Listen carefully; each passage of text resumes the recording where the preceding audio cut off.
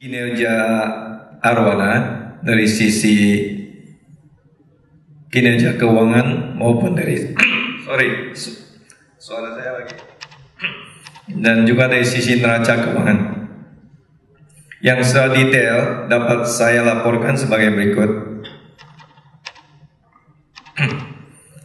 Bahwa pada tahun 2022 kita memperhatikan bahwa di semester 2, terutama di triwulan keempat, market agak terganggu, permintaan pasar turun di triwulan keempat, tapi Arwana masih bisa membukukan pertumbuhan 22% di bottom line ataupun di posisi laba bersih. Penjualan bersih tahun lalu naik 1,2%, walaupun dari sisi penjualan, dari sisi volume penjualan sebenarnya turun 1,6%, tapi kita masih bisa membukukan pertumbuhan 1,2% karena didukung oleh perbaikan harga jual rata-rata, di mana pada tahun lalu, tahun 2021, ASP kita hanya sekitar 38.800. Tahun lalu bisa kita bukukan di tahun 2021 37.700-an, dan di 2022 kita bukukan di 38.800 rupiah. Dari sisi margin laba bersih juga bertumbuh dari 18,4% di tahun 2021 menjadi 22,3% di tahun 2022. Ini ditopang ASP yang bertumbuh, dan di sisi biaya COGS juga turun cukup drastis, sekitar 4,7%. Kalau kita lihat multiplier effect ataupun dari faktor pengganda ya, di mana penjualan bersih yang bertumbuh dan margin laba bersih yang juga bertumbuh menghasilkan pertumbuhan laba bersih sebesar 22,4%, dari 471 miliar di tahun 2021 menjadi 576,2 miliar pada tahun 2022. Dan dapat kami sampaikan juga tadi di RUPS, kita sudah mengajukan kepada semua pemegang saham untuk membayar dividen kurang lebih 70% dari laba tahun lalu yang 576, dan itu sudah disetujui. Dengan demikian pada akhir bulan ini Arwana akan membagikan dividen sebesar 55 rupiah per saham, atau mewakili 70% daripada net earning tahun lalu. Dari sisi rasio profitabilitas yang kita ukur dengan return on equity bertumbuh 30% dari tahun 2021 menjadi 31,4% pada tahun 2022. Mari hari ini kita kupas dari sisi income statement tahun 2022. Kita lihat secara detail seperti saya sampaikan tadi, bahwa shares turun 1,6%. Tahun lalu, tahun 2021, sharesnya 67 juta meter persegi.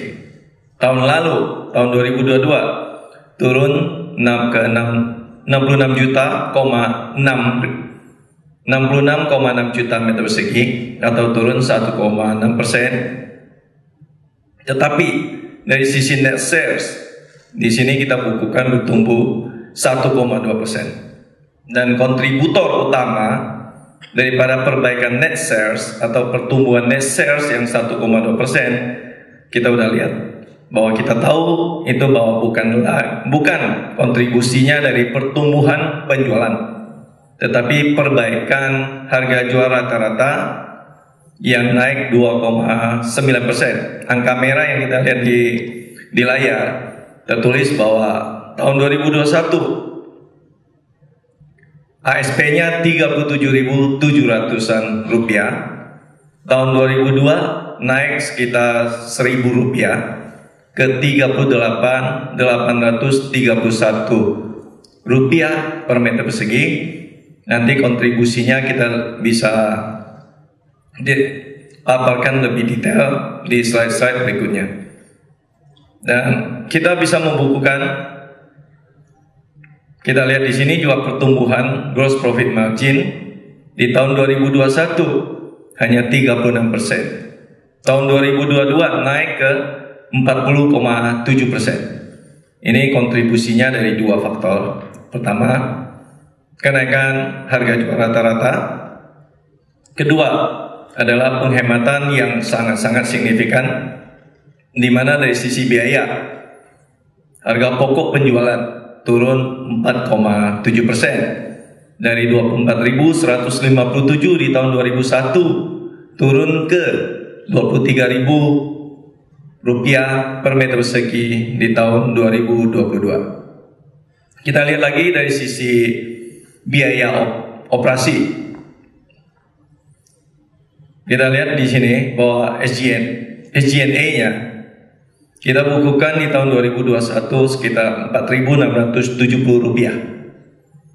Tahun 2022 turun sedikit ke 4.667, turun 0,1%. Ini pada posisi penjualan yang lebih sulit di semester 2. Kita masih bisa menjaga konsistensi penghematan dari sisi biaya penjualan, sehingga biaya penjualan kita lihat pada tahun 2021 biaya penjualan per meter persegi 3.376 rupiah per meter persegi. Tahun lalu turun ke 32.58, walaupun setahu kita bahwa di triwulan keempat biaya pengiriman, biaya logistik keramik itu naik, transportir menaikkan biaya angkut, ongkos angkut, menyesuaikan dengan efek daripada kenaikan BBM pada triwulan keempat tahun 2022. Ini yang dapat kita sampaikan. Dari beberapa faktor penghematan ini, kita manage secara lean manufacturing, proses produksinya. Kita fokus turunkan gas, seperti tadi disampaikan oleh COO, di mana gasnya turun, biaya grasur juga turun, walaupun di tengah depresiasi rupiah ya, karena biaya grasur, gas itu semua kita bayar dalam US dollar. Sedangkan biaya grasur itu 19% dari total biaya produksi. Sedangkan gas untuk tahun 2022 21% dari total biaya produksi. Jadi 40% biaya produksi kita ini terkait dengan US dollar. Dan secara sensitivity kita hitung, setiap rupiah terdepresiasi 100 rupiah, biaya produksi kita itu naik 62 rupiah per meter persegi. Nah, ini yang sensitivity dari segi depresiasi rupiah.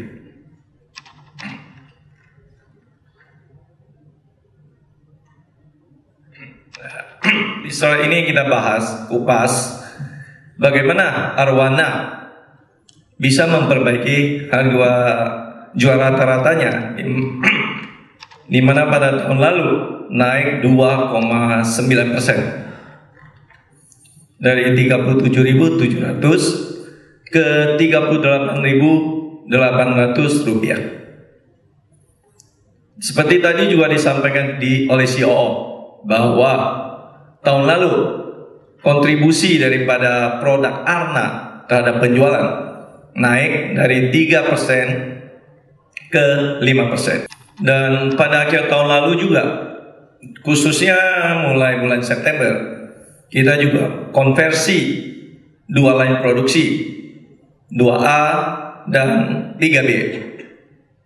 Yang sebelumnya produksi khusus untuk produksi Unodigi ukuran 40x40, kita konversi menjadi untuk bisa produksi 50x50.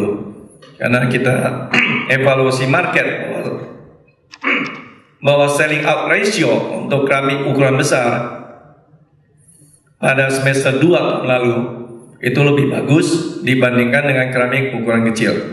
Dan disitulah kita lihat kontribusi daripada perubahan ukuran produksi dan tambahan kontribusi dari penjualan keramik arna yang glass porcelain, sehingga membantu kita bisa memperbaiki harga jual rata-ratanya sekitar Rp1.100 per meter persegi atau 2,9%.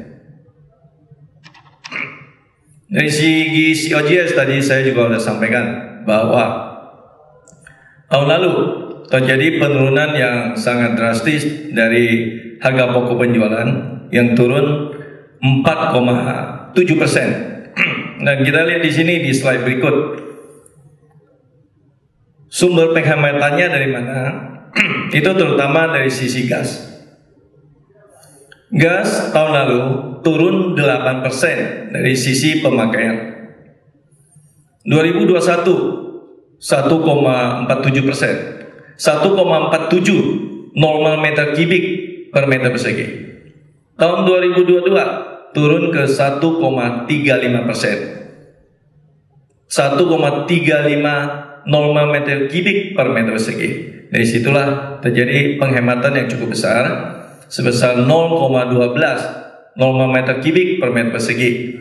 Kalau kita kalikan produksi kita tahun lalu 66,6 juta, kita kali juga biaya harga gas per normal meter kubik yang sekitar 3.400-an. Di situ terdapat penghematan 27 miliar hanya dari penghematan penurunan konsumsi gas.